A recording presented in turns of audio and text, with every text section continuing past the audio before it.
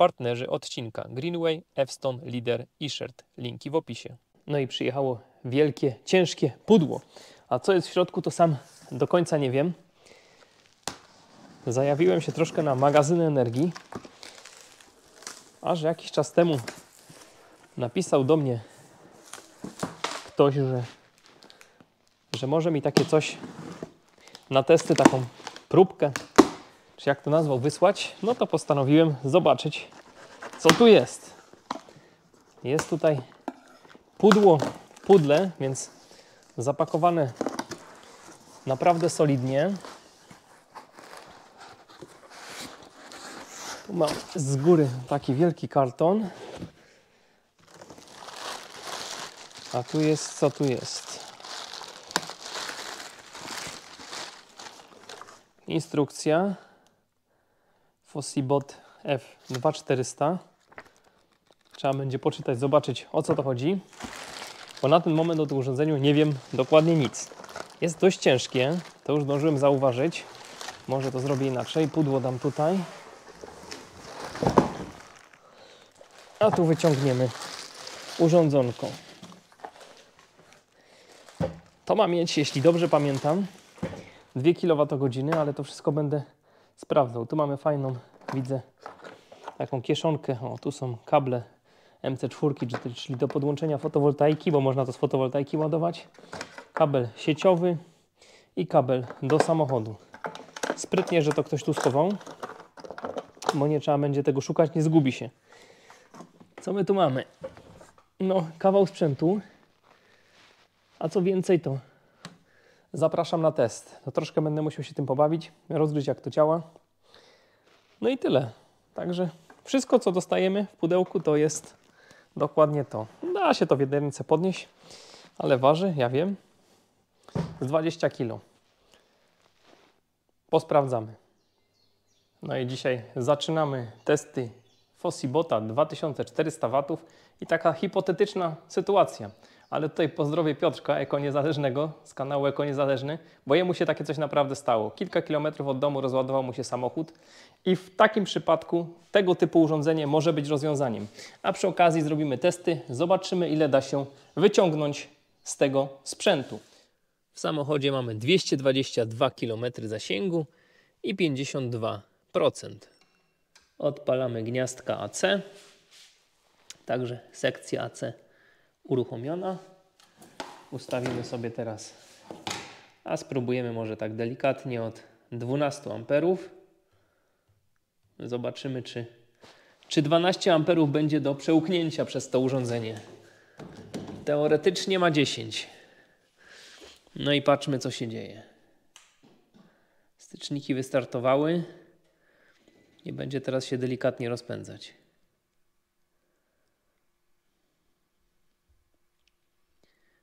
...2200 W nam pokazuje tutaj. Zobaczymy jeszcze tu. Tu 2260. Ustawione 14. Próbujemy.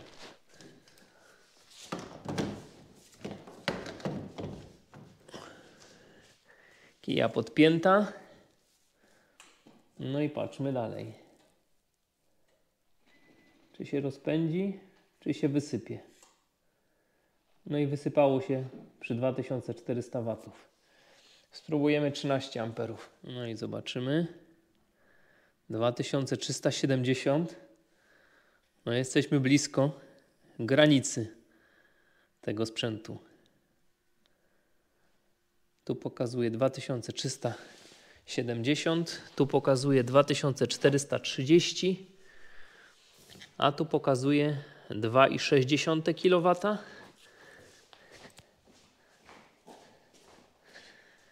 A w samochodzie pokazuje 2,7 kW. No nic.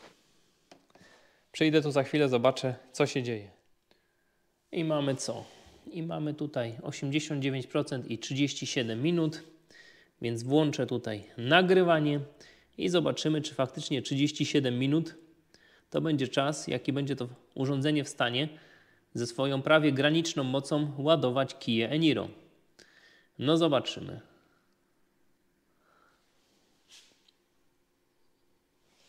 Zobaczymy też, jak teraz wygląda moc ładowania w samochodzie. 2,7 kW, 53%. Jak wygląda moc ładowania tutaj? Tu mamy 2437 W, a tu mamy 2,6 kW. 0,2 kWh według tego urządzenia poszły. No i mamy 50% w akumulatorze. Ładujemy się dokładnie od 23 minut, czyli 23 minuty zjadło nam pół akumulatora. Pokazuje, że jeszcze 21 minut będziemy w stanie się ładować. No i wentylatory zaczęły tak zdecydowanie głośno teraz pracować. Zaraz zobaczymy. No takim ciepełkiem tu dmucha, więc część energii pójdzie na straty cieplne. No ciekawy jestem, ile energii tym razem uda się wydobyć. No i chyba zdążyłem. Pozostała 1 minuta 2%. Jak to wygląda na naszym liczniku? Na naszym liczniku wygląda, że ładujemy się 42 minuty 46 sekund i w tym czasie doładowaliśmy prawie 1,7 kWh. Tak to wygląda tutaj i tutaj też nam pokazuje 1,75 kWh. Także 1,7 kWh da się wyciągnąć. Wniosek z tego, że czy ładujemy małą mocą, czy dużą, są to dość podobne wartości, a wniosek z tego, że są dość małe straty, jeśli ładujemy się z dużymi mocami. No to pewnie, że lepiej z dużymi. No i zobaczymy, jaki będzie finalny wynik. No i w tym momencie się urządzenie wyłączyło. 37 minut, czyli tyle, ile prognozował, po takim czasie się wyłączyło. Czyli wszystko się zgadza. 1700, jeszcze raz, no praktycznie 1,7 kWh doładowane, 43 minuty 23 sekundy. Idziemy do samochodu, zobaczymy, co tam w aucie. Słychać chyba było 222 km, jeśli dobrze pamiętam.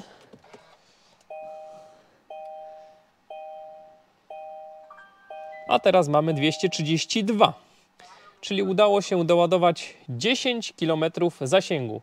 Petarda sprawa. Jak ktoś tu mieszka w okolicy i mu się auto rozładuje kilka kilometrów przed domem, to niech się kontaktuje ze mną, a ja ten sprzęt mam na takie dłuższe testy. Będę w stanie pomóc. 10 km zasięgu, super opcja. Zobaczymy sobie jeszcze, ile pokazuje procent. Pokazuje nam 55% w akumulatorze. No fajnie, fajnie. Tak, 10 km zasięgu w bagażniku. Kurczę, na jakieś testy, wyzwanie. Całkiem fajna opcja. A teraz test, ile trzeba energii, żeby naładować to urządzenie do 100%. Tutaj statystyka z rozładowania. Komisyjnie kasujemy zegary. Minimalnie 300 W, potem 500, 700, 900 i 1100. No, żeby ten test nie trwał wieczność, ustawiam 1100 W. No i rozpoczyna się ładowanie. Zobaczymy, co nam tu pokaże. Pokazuje nam na razie 2 godziny. Rozpędziło się do 1100 W. Tak to prezentuje się tutaj. A tak to prezentuje się tutaj. Nawet 1150. Podejrzewam, że ten mój licznik nie jest zbyt dokładny. Natomiast jakiś obraz sytuacji to daje. I mamy godzinę 25 ładowania. 1,6 kWh weszło z gniazdka. A w urządzeniu Fossibot mamy prawie 70% i pokazuje nam 58 minut do zakończenia. Moglibyśmy się ładować jeszcze szybciej, gdybym miał u siebie moduł fotowoltaiczny. 500 W można tu podłączyć, wtedy byśmy się ładowali z mocą 1600 W. No ale musiałaby być też dobra pogoda. No niestety dzisiaj zachmurzone, więc nawet nie siliłem się, żeby taki moduł zorganizować na testy. Ale postaram się jeszcze przetestować. No i przegapiłem. Mamy teraz 3 godziny 10 minut ładowanie. Natomiast ładowanie już nie idzie. Teraz idzie tylko 5 W na podtrzymanie tego urządzenia. Niemniej jednak 2,2 kWh z gniazdka weszły do tego sprzętu i mamy aktualnie 100%. Mamy czwartek, 27 kwietnia, 19:26. sprzęt naładowany do 100%. No i włączyłem tutaj oświetlenie. Także całą noc prześwieciło. 7% ubyło na to świecenie z akumulatora. No i co? Mamy uruchomioną przeglądarkę na komputerze stacjonarnym, mamy uruchomioną drukarkę, lampkę, ładujemy 2 telefony. To wygląda tutaj, wszystko przez ten miernik. Około 100 W ten komplecik pobiera. To wszystko idzie teraz z akumulatora. No i teraz pojawi się nam zasilanie sieciowe. Zobaczymy, czy przełączy się funkcję UPS-a. W tym momencie jest naładowane do 95%. No było takie delikatne mignięcie, ale telefony ładowały się bez przerwy. Monitor, komputer się nie zawiesił. Gdy mamy podpięte zasilanie sieciowe, to nam tutaj pokazuje, że za 10 minut będzie naładowane do pełna. Natomiast gdy mamy brak zasilania, no to nam pokazuje, ile przy aktualnym poborze prądu będzie nam pracował na zasilaniu bateryjnym. Teraz pi razy drzwi w okolicach 100 W pobieramy i pokazuje, że 12 godzin możemy w ten sposób pracować. Co by dało jakieś 1,2 kWh. No ale urządzenie samo z siebie troszkę energii potrzebuje do życia, jak ja to nazywam. Także myślę, że jak najbardziej realny czas. Tak czy siak. Prądożerny, stary, stacjonarny komputer, drukarka, lampka. Wszystko teraz pracuje i 12 godzin takiej ciągłej pracy mamy zapewnione. A do tego możemy sobie to z fotowoltaiki w międzyczasie ładować. No a teraz już sławny piec gazowy, który aktualnie wykorzystujemy tylko do grzania ciepłej wody, ale na potrzeby testu go tutaj rozkręcimy. Niech chwilę pogrzeje dom, zobaczymy, ile będzie brał prądu i ile Fossibot wyprognozuje, że moglibyśmy się grzać, bo pobór prądu przy grzaniu wody czy przy grzaniu centralnym według tego pieca jest, z tego co sprawdzałem, praktycznie taki sam. Niech się tu rozkręci. Zobaczymy. No i już tu płomyk wystartował. Zaczynamy grzanie domu. I co ten piec pokazuje? Ten piec pokazuje jakieś 66 W. No moje doświadczenie jest takie, że to się oczywiście trochę waha, ale to nie są jakieś duże pobory. Jeśli by pracował non-stop, a nie w takich cyklach, że raz pracuje, raz nie pracuje, a tak zazwyczaj ten piec pracuje, bo jest za duży, to mógłby pracować z tym urządzeniem ciągle przez 21 godzin. Troszkę mi się tu odbija, nie wiem, czy to będzie widać. Trzeba by było przedni ekran wyłączyć, albo chociaż go zasłonię. O, może tak będzie lepiej. Aktualnie grzejemy dom. 56 W idzie do pieca gazowego, a urządzenie nam prognozuje 21 godzin, czyli 21 godzin byśmy mogli się grzać non-stop. Gdy ten piec u nas był normalnie używany, pracował maksymalnie może 10 godzin dziennie, no bo w nocy generalnie nie grzaliśmy i w domu w dzień też nie grzaliśmy. Graliśmy w takich cyklach kilkugodzinnych, więc nawet taki, myślę, 3-dniowy blackout przy tego typu urządzeniu jesteśmy w stanie mieć ciepło w domu, gdy mamy piec gazowy. No zakładam, że jakieś 7 godzin dziennie grzania by jak najbardziej wystarczyło. Ten piec ma 26 kW mocy, czyli możemy w ciągu tych 7 godzin jakieś 140 kWh energii dostarczyć do domu. Z gazu oczywiście, no ale piec musi mieć zasilanie, także petarda rozwiązanie. Tutaj wielu sąsiadów marzło tej zimy, a gdybym wtedy już miał to urządzenie na testy, to oczywiście, żebym pożyczył im na kilka godzin, bo kilka godzin, te piece mają ponad 20 kW, kilka godzin mamy ciepło w domu. A to biorę pod pachę, idę do sąsiada i już wiem, że sąsiad nie marznie. Także naprawdę wiele rozwiązań tego, wiele zastosowań tego urządzenia tutaj widzę. Dzisiaj jak miał jakiś garaż, jak kiedyś taki garaż miałem, w życiu bym tam jakiegoś nie doprowadzał prądu, nie płacił jakichś abonamentów. Jakiś domek w górach gdzieś, po co tam jakiś prąd? Zabieramy ze sobą takie coś, na dachu mamy jeszcze tam troszkę modułów fotowoltaicznych. Na kilkudniowy wypad jak najbardziej wystarczy. Jeszcze za chwilę zrobię test starej zamrażarki, która potrzebuje około kWh na dobę pracy. Zobaczymy, czy wystartuje, bo ona przy starcie potrafi mieć duże pobory. No i zamrażarka wystartowała bez najmniejszego problemu. Aktualnie pobiera 120 W. Urządzenie prognozuje, że mogłaby pracować w ten sposób 13 godzin, natomiast ona wiadomo, godzinę chodzi, godzinę nie chodzi. Dobę bez problemu przetrwała, myślę, że nawet więcej. Spróbujemy jeszcze kompresor mam samochodowy. Zobaczymy, jak kompresor sobie. No niestety urządzenie zgłasza błąd po chwili, a kompresor nie startuje. Także kompresor to jest jedyne urządzenie, które udało mi się w domu znaleźć, które nie wystartuje. No bo tu jest taki strzał na początku i akurat z tym sobie to urządzenie nie potrafi poradzić. No i nie wiem, co tu widać. Generalnie w ostrym świetle nie jest to za dobry wyświetlacz, ale widać, że teraz ze słońca ładujemy się 60 watów. A takiej fotowoltaiki można oczywiście dopakować więcej. Ja bym chętnie przetestował kiedyś podłączyć do tego i kilowat. Według instrukcji nie można tylko przekroczyć 50 V, natomiast do 20 amperów spokojnie można zrobić równolegle kilka modułów. No i ciekawy jestem, ile by wtedy wyciągnął. 500 myślę, że jest maksimum, natomiast gdyby ta fotowoltaika była przewymiarowana, gdy to będzie na przykład 1000 watów, no to wtedy w jakiś taki pochmurny dzień jest szansa na jakieś 20% produkcji, czyli nawet 200 watów, gdy nie ma słońca. A to już by było całkiem fajnie, no bo to urządzenie dałoby się w ciągu jednego dnia, nawet w pochmurny dzień naładować. Może mi się uda kiedyś to przetestować, bo bardzo mnie to ciekawi. No i tym sposobem idziemy w totalny off-grid. Teraz kolejna próba, czy taka elektryczna piła motorowa da sobie radę, a w zasadzie czy Fossibot da sobie radę z piłą motorową. Na początek zobaczymy, jaki to ma pobór.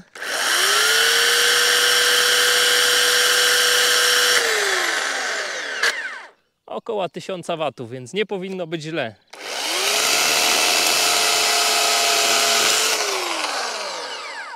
Daje radę. I jak wiecie, instrukcji to ja nie lubię czytać, ale dostajemy ją w komplecie. Lubię wszystko sprawdzić. Ile to waży? No niecałe 22 kg. Także bez problemu do uniesienia przez sprawną osobę. Fossibot F2400 w takim fajnym pudełeczku, dobrze zabezpieczony. Ja mam wersję czarną, może być jeszcze taka zielona. Można do tego sobie dokupić jeszcze dedykowany moduł fotowoltaiczny. Opcji jest dużo, ale to nieważne. Co mamy w środku? A w środku mamy w zasadzie tylko dwie rzeczy i to mi się bardzo podoba. Instrukcja. No i tak zacząłem patrzeć, co tu jest. U góry jest taka fajna skrytka. I tu mamy tak, końcówkę do podłączenia modułu fotowoltaicznego. 500 watów możemy wyciągnąć z modułu tym urządzeniem. Parametry to 50 V, 20 A maksymalne. Nie wolno przekroczyć 50 V. Po drugiej stronie standardowe MC4. Tutaj mamy kabel zasilający do gniazdka 230 V. Możemy w ten sposób to urządzenie naładować 2 godziny. Z fotowoltaiki, jak mamy dobrą moc, to możemy naładować w 4 godziny. No i mamy jeszcze ostatnią opcję. W samochodzie możemy sobie naładować z gniazdka 12V, no ale tu jest około 100 W, więc 100 godzin będzie około doby. Także to jest najwolniejszy sposób ładowania, ale awaryjnie można naładować i z tego. Ale co najważniejsze, możemy to naładować jeszcze z agregatu, a gdybyśmy mieli słaby agregat, możemy sobie tu regulować prądem. Tutaj się włącza urządzenie, mamy włącznik i teraz tak, na początku test wentylatorów, więc jakiś dźwięk wydaje. Ogólnie urządzenie jest bardzo ciche i dopóki go nie obciążymy pełną mocą, działa bardzo, bardzo cichutko. Możemy go ładować z mocami 300 W, 500 W, 700 W, 900 W i 1100 W. Przy czym możemy go ładować równocześnie z sieci z mocą 1100 W i na przykład z fotowoltaiki z mocą 500 W. Daje takie możliwości. Bardzo mi się podoba ten schowek u góry, bo wożenie jakichś dodatkowych cegieł, kabli, no to zawsze jest jakiś kłopot. A tak sobie to wszystko tu powkładamy, pochowamy i wiemy, że mamy wszystko, co nam potrzeba. Ja bym sobie tu jeszcze standardowo dołożył jakieś kable USB-C i zabieramy takie coś ze sobą na wycieczkę gdzieś do jakiegoś domku letniskowego, nie wiem, do garażu, gdziekolwiek i wiemy, że nic nas nie zaskoczy. Co najlepsze z tego wszystkiego, nie zaskoczy nas żaden blackout. Mieliśmy tu w tym roku 3 dni bez prądu. Jak testowałem to urządzenie, pozwoliłoby nam przez te 3 dni mieć ciepło w domu, pozwoliłoby nam mieć jakieś oświetlenie, no generalnie naładowane wszystkie urządzenia, więc na takie sytuacje jest to super opcja.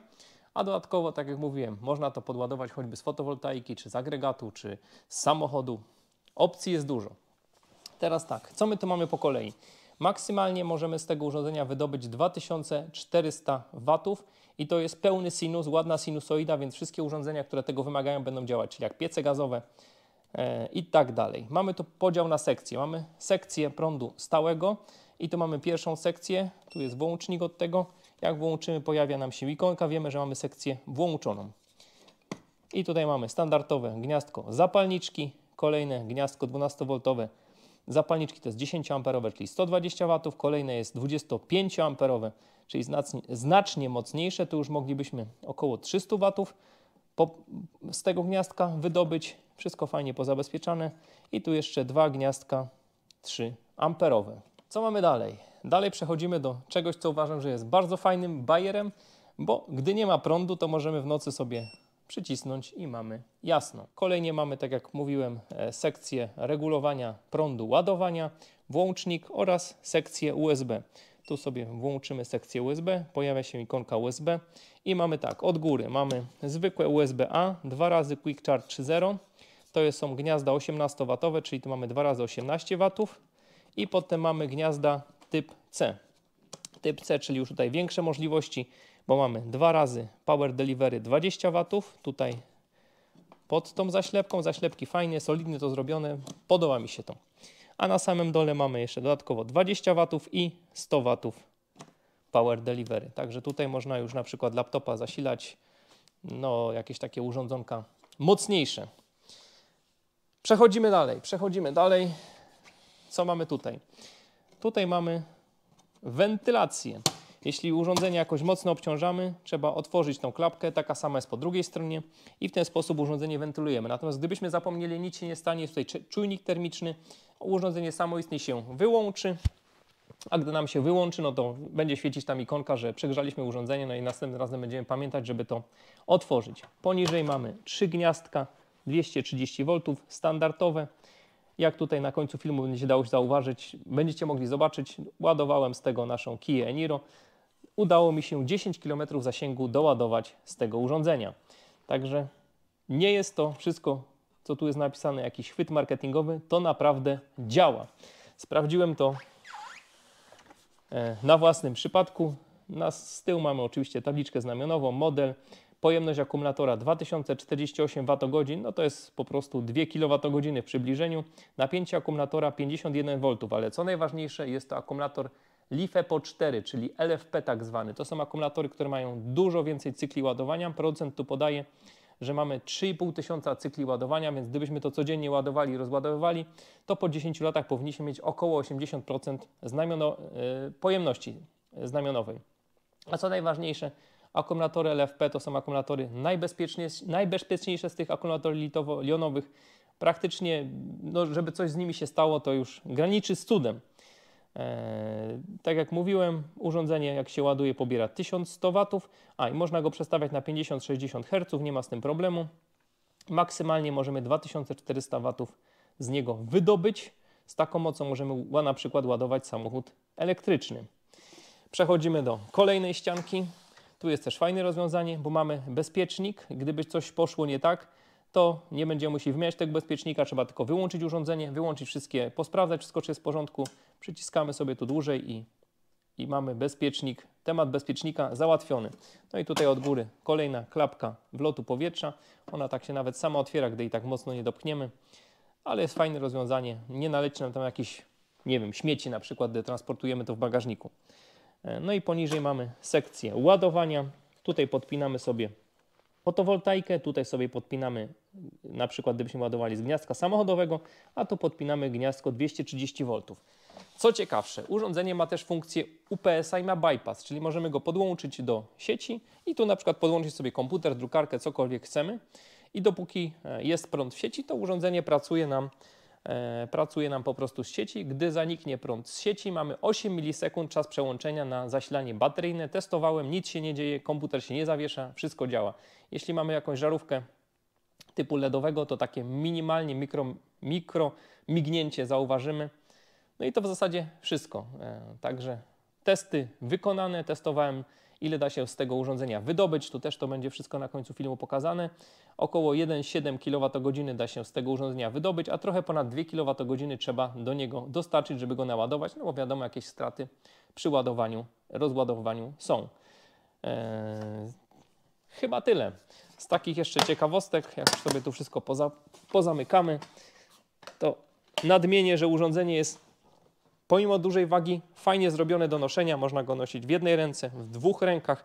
Jest to tak dość sprytnie wykonane i bardzo, bardzo solidne. Nie czuję, że jak tu trzymam czy szarpię, to że coś się wygina i że zaraz się urwie.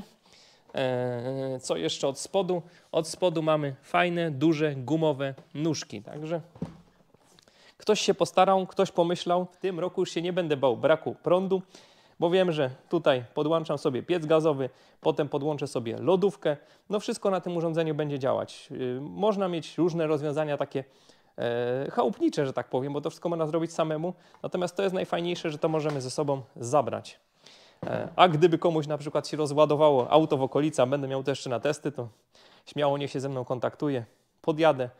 Zazwyczaj nam braknie kilka kilometrów zasięgu, a tu 10 kilometrów zasięgu mamy. Czyli popatrzcie, takie coś, co jestem w stanie unieść w jednej ręce, jest w stanie dwutonowy pojazd przemieścić o 10 km. No niesamowita ilość energii. Fajne rozwiązanie. A na działeczkę fotowoltaika do tego. Ja bym dzisiaj już nie podłączał żadnego zasilania do jakichś garaży, do jakichś domków letniskowych czy do domków działkowych.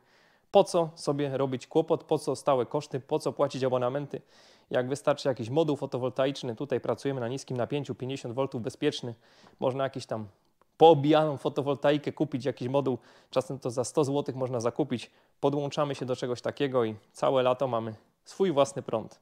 A zawsze można to wziąć do samochodu, naładować w domu i kolejnego dnia cieszyć się dobrą zabawą. Popatrzcie na to w ten sposób. Przyjeżdżamy do domku, mamy tam na przykład klimatyzację z funkcją grzania. Tu jest 2 kWh. Niech nam pomnoży tą energię razy 3. 5 kWh energii cieplnej możemy mieć. Mały domek zagrzejemy. Petarda rozwiązanie. Jak ktoś jest zainteresowany, to tutaj osoba, której otrzymałem to na testy, przygotowała kod rabatowy. Linki oczywiście będą w opisie. Można sobie tam zobaczyć, jaka jest aktualna cena, a z kodem rabatowym dla widzów kanału Na Prąd po Polsce mamy dodatkowy rabat i lepszą cenę. Uważam, że to urządzenie jest całkiem sensownie na dzień dzisiejszy wycenione, natomiast jeśli będziesz ten film oglądał za rok czy za 2, no to już nie wiadomo, jakie będą ceny. Na dzień dzisiejszy uważam, że stosunek jakości do ceny chyba nic lepszego na rynku dzisiaj bym nie znalazł. I jak zawsze bardzo dziękuję wszystkim za uwagę, dziękuję patronom za wsparcie i do zobaczenia. Cześć.